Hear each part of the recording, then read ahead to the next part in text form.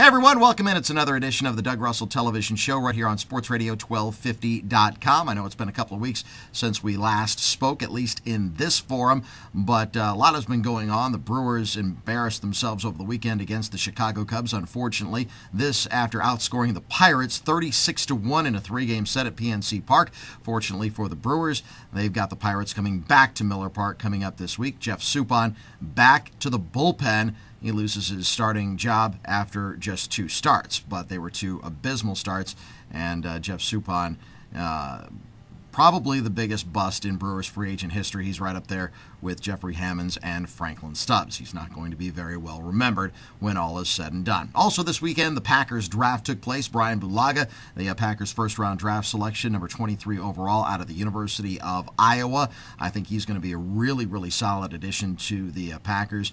However, in the second round, I think they reached a little bit when they selected Mike Neal out of Purdue, a defensive end, 6'3", 294. And I don't think many draft experts thought that Neal was going to be taken in the second round, more of a third or fourth round pick.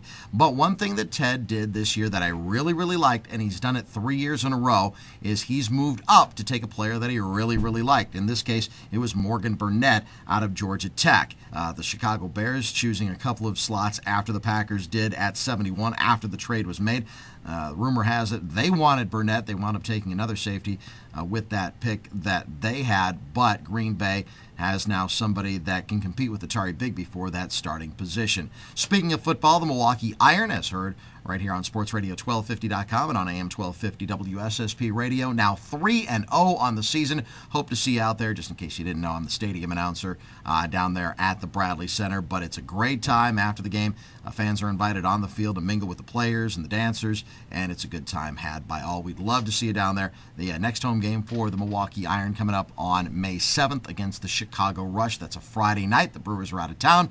No excuse to not come down. Certainly tickets are price to sell, as they say. Have a great Monday.